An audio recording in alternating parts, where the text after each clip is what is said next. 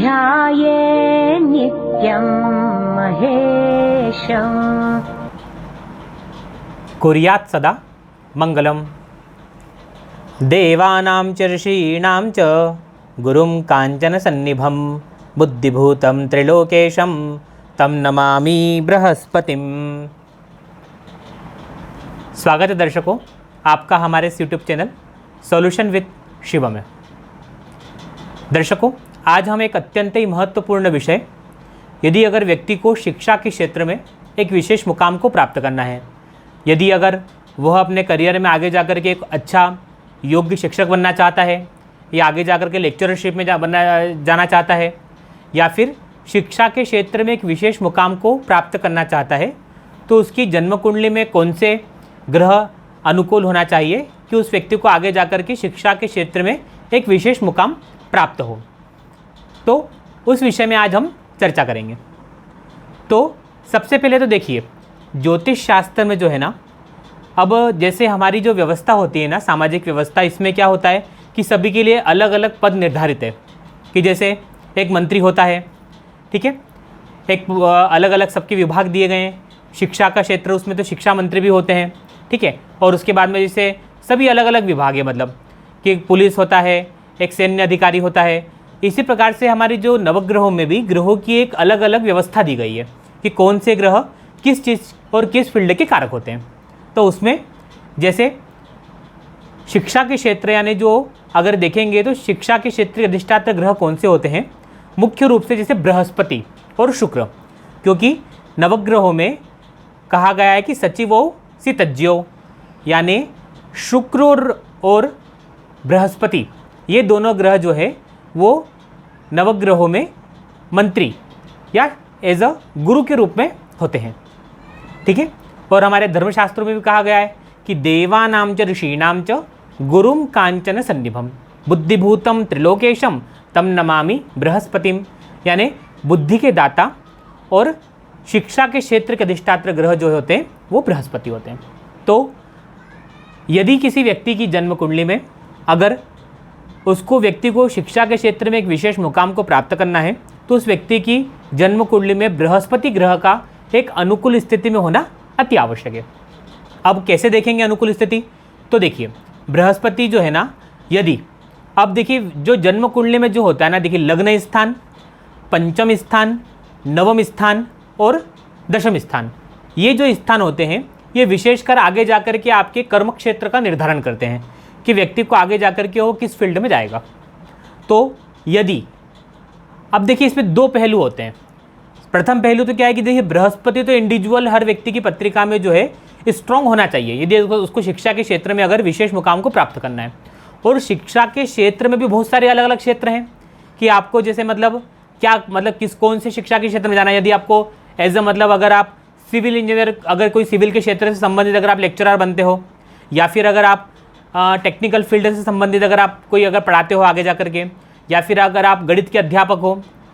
या अलग अलग बहुत सारे विषय हैं मतलब। तो अलग अलग विषय के हिसाब से बृहस्पति के साथ में आपका एक अलग अलग कोई भी एक विशेष ग्रह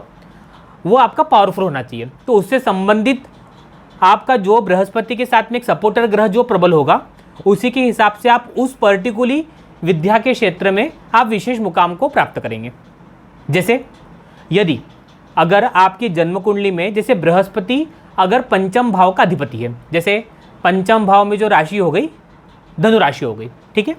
और धनु राशि का अधिपति होकर के बृहस्पति जो है अपनी उच्च राशि में बैठा हुआ है, कर्क राशि में बैठा हुआ है, तो बृहस्पति हो गया स्ट्रांग, क्योंकि विद्या का अधिपति हो गया और साथ में अपनी उच्च राशि में परमोच्च राशि में बैठ गया। अब इसके साथ साथ में यदि मान लीजिए कि कर्म क्षेत्र में यदि अगर सूर्य बैठे हुए हैं, तो इसका मतलब क्या हुआ कि वो व्यक्ति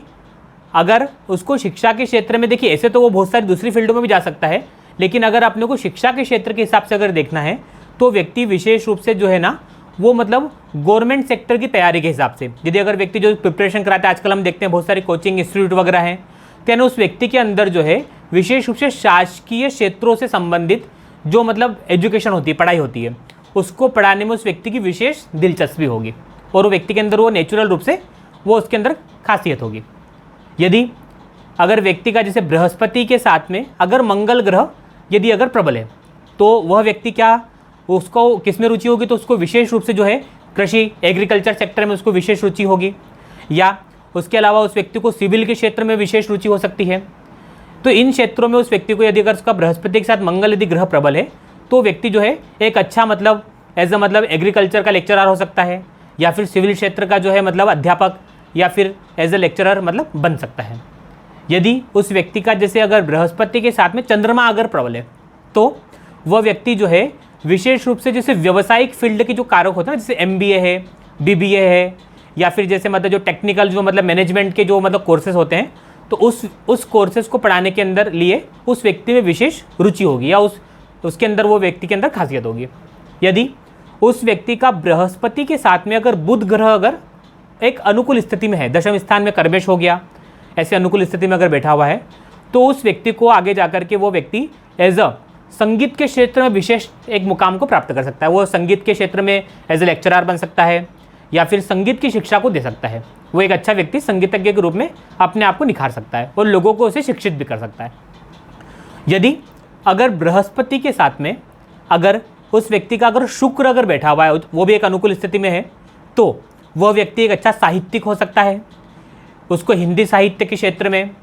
एक विशेष रुचि हो सकती है। व्यावसायिक क्षेत्र के मैनेजमेंट के कोर्सेज में भी उसको एक अनुकूल रुचि हो सकती है। उससे संबंधित वो क्षेत्रों को वो अच्छे तरीके से पढ़ा सकता है। यदि उस व्यक्ति का बृहस्पति के साथ में अगर शनि ग्रह अगर प्रबल है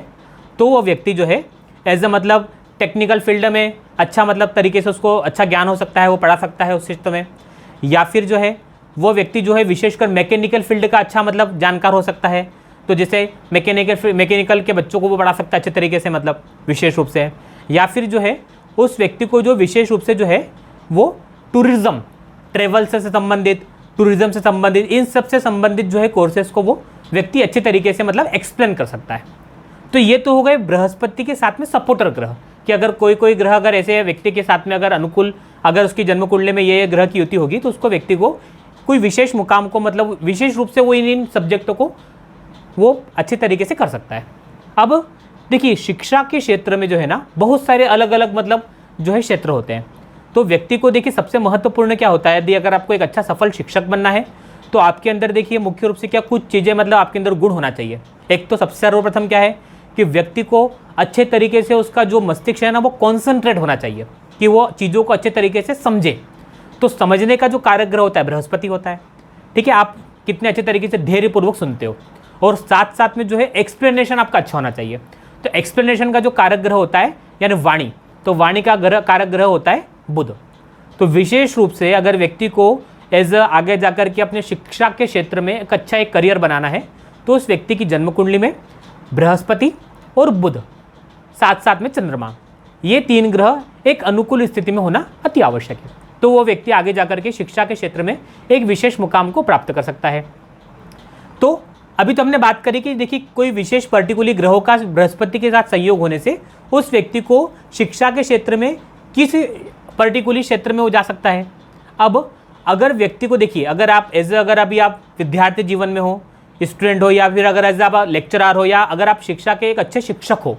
तो अगर आपको अपने जीवन में एक विशेष मुकाम को प्राप्त करना है, उन्नति को प्राप्त करना है, तो विशेष रूप से आपको जो है ना साथ साथ में क्या है ना अपने कर्म क्षेत्र के साथ में कर्म और धर्म, ये दोनों जो है ना एक सिक्के के दो पहलू हैं।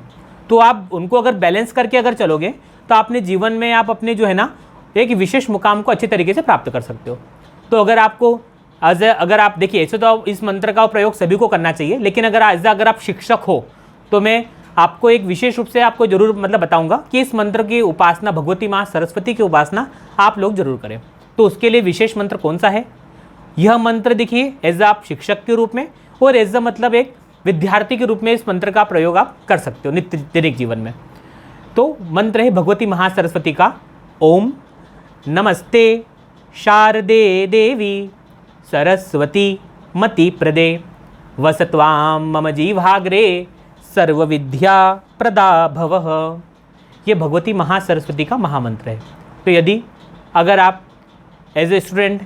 एज अ शिक्षक, अगर आप अपने जीवन में एक उचित मार्ग को प्राप्त करना चाहते हैं तो भगवती महासरस्वती की उपासना जरूर करें और इस मंत्र का भी प्रयोग आप अपने नित्य जीवन में डेली जब भी आप पढ़ने बैठते हैं उस समय इसको कम से कम 11 बार 21 बार इस मंत्र को बोलें और उसके बाद में आप अपनी सेल्फ स्टडी करके चालू कर सकते हैं। उससे क्या आपका कॉन्सेंट्रेशन शक्ति बढ़ेगी और आपका जो साथ साथ में एक्सप्लेनेशन भी बढ़ेगा, क्योंकि देखिए ज्ञान बहुत सारे लोगों को बहुत होता है लेकिन वो अपने ज्ञान को व्यक्त नहीं कर पाते, तो इससे आपका जो है ना अपने अंदर का कॉन्फिडेंस लेवल आपका बढ़ेगा। ठीक है दर्शकों, तो आज हमने बात करी विशेष रूप से शिक्षा के क्षेत्र के बारे में। तो अगर आप भी अगर इस पर्टिकुलर क्षेत्र में अगर जाना चाहते हैं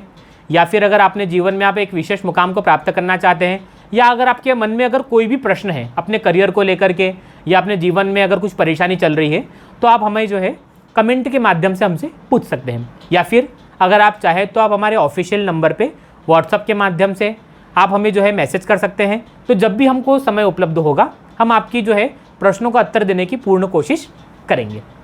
ठीक है दर्शकों, तो अगर अभी तक आपने अगर हमारे इस चैनल को अगर आपने सब्सक्राइब नहीं किया है तो इसे आप सब्सक्राइब जरूर करें, ताकि जो है आपको अभी हमारे आने वाले जो है विशेष जो है ज्ञानोदक जो भी मतलब विशेष रूप से जो हम अच्छे जो टॉपिक्स के ऊपर ज्योतिष वेद विज्ञान के ऊपर जो हम विषयों के ऊपर जो वीडियो बनाएंगे वो आपको समय समय पे उपलब्ध हो सके।